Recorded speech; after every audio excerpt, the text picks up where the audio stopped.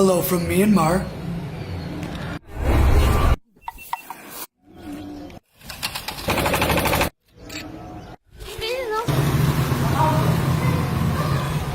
What is going on, guys? Hello from Myanmar.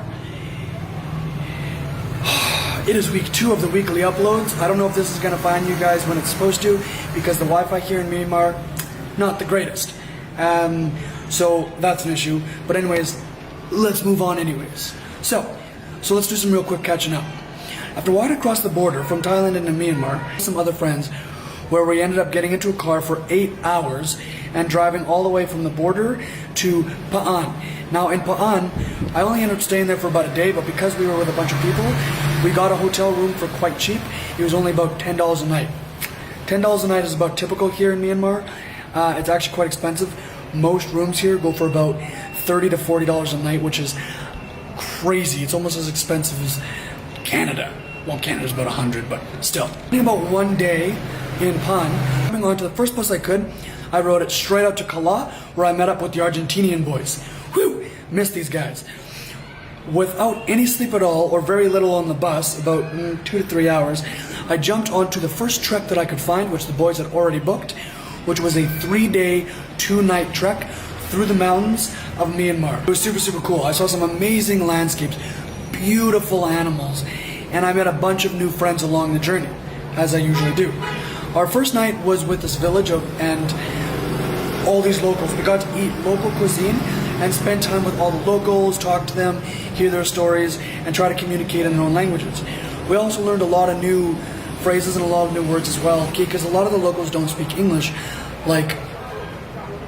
because a lot of the villagers don't speak English like a lot of the locals here do, which is really, really cool.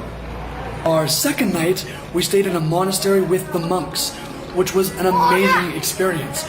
We ended up going to this little area where we could just hang out and sleep. It was right off to the side of the actual monastery itself, but the monks were everywhere. We got our breakfast given to us, we got lunch along the way on the journeys, and we just had an amazing time. Now this experience was one of the most challenging of my entire life. I've hiked mountains before, but this was a 3-day trek, 2 days of constant walking.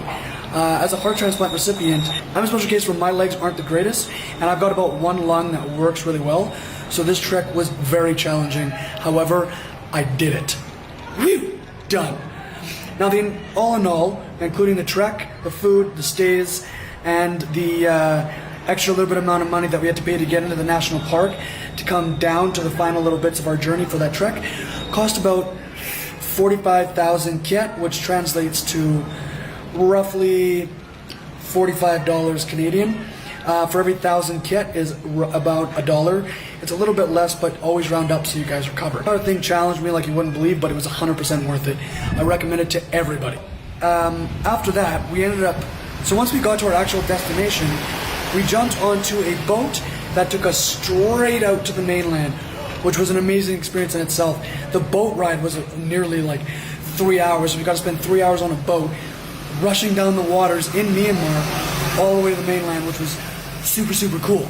After that, we had no rest at all. We jumped on a bus right away to Bagan, arrived after a 12-hour bus ride at around 3 o'clock in the morning, and rushed out to the temple so we could watch the balloons over Bagan.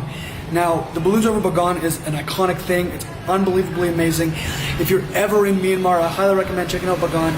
Checking out the balloons over Bagan. Now, to actually get in the balloons, it's around $200. It's crazy expensive, guys, but if you can afford it, I imagine it'd be a really cool experience. I didn't do it. I just opted for hanging out at the temple and watching it all during the sunrise. Our hotel there was around the same as every other place in Myanmar, which is around $10, so it wasn't too bad. And the guys were really cool. We even got free breakfast. If you're running around Myanmar, I highly recommend trying to find places that give you free breakfast, because it does save a couple bucks every now and then, because for the $10 you're spending, you might as well get something for free out of it. After getting there early in the morning, watching the sunrise, we did a bunch of temple hopping to about 7 or 8 different temples, which were amazingly cool.